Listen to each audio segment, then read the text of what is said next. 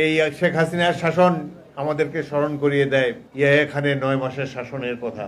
5ই আগস্টের গণ অভ্যুত্থানের পর দেশ কোন দিকে যাচ্ছে, প্রত্যেকটি দেশের প্রত্যেকটি মানুষের মনে নানান ধরনের বৈকল্য, চিন্তা ভাবনা, তারা যা চায় সেটি বাস্তবায়িত হবে কিনা এই নিয়ে রয়েছে নানা উৎকণ্ঠা।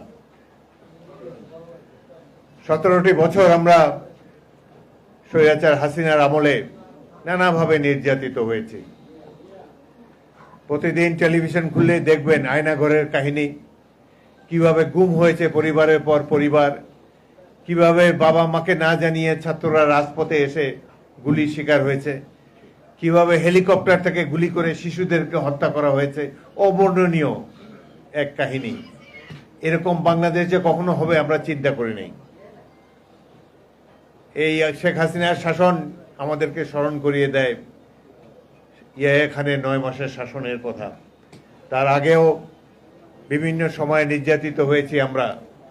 আমাদের ভাষার দাবি পদদলিত হয়েছে, গণতন্ত্রের দাবি বারংবার পদদলিত হয়েছে, নির্বাচনের কোনো অর্থই হয় না, আমাদের ভোটের কোনো মূল্য ছিল না।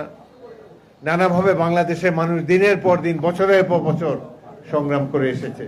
তারপর আমরা এখানে এসেছি।